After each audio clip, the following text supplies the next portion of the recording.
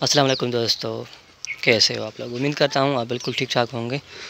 और आज मैं आपको समझाने और दिखाने और बताने वाला हूँ कि बकरियों को हम क्या खिलाते हैं। तो ये जो आप देख रहे हैं ये तिल के फसल की जब हम इसको निकालते हैं तिल के फसल को, उसके बाद ये छोटी सी पल्ली बचती है जो कि हम इस यहाँ पे इसको डालते हैं।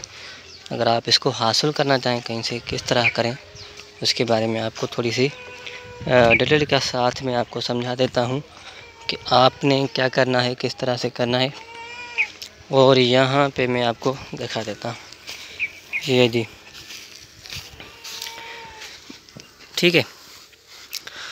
अब ये चीज़ जो है आपको गांव में ही मिलेगी, शहर में मुमकिन नहीं। हाँ, मे भी मिल भी जाए लेकिन ज़्यादा महंगी मिलेगी।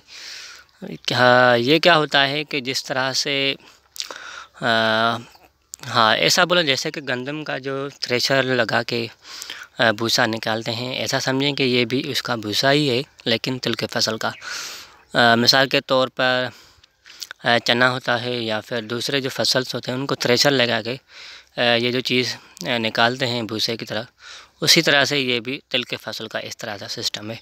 और उसके बाद दूसरी चीज़ हम क्या खिलाते हैं, वो खिलाते हैं हम कपास का फसल। वो भी आपको इस वीडियो के अंदर ही दिखा देता हूँ।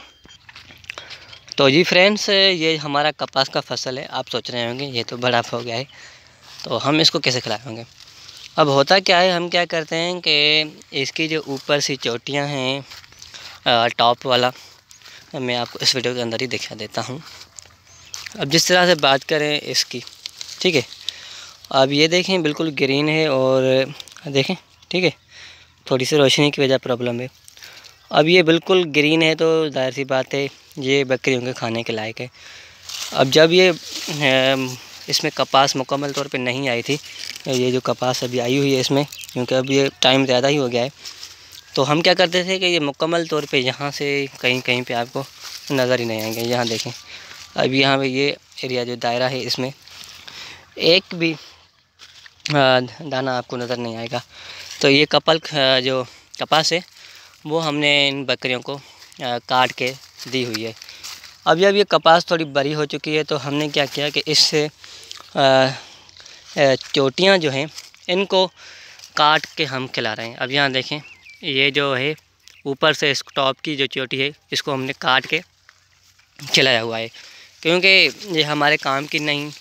ज़ाहिर सी बात है यहाँ अगर होगी भी तो इसका कोई फ़ायदा नहीं है, ताकि हम इनको बकरियों को खिला सकें, ठीक है। और कुछ दिनों के अंदर मैं आपको दिखा दूंगा कि हम इनको बरसीम खिलाते हैं, बरसीम।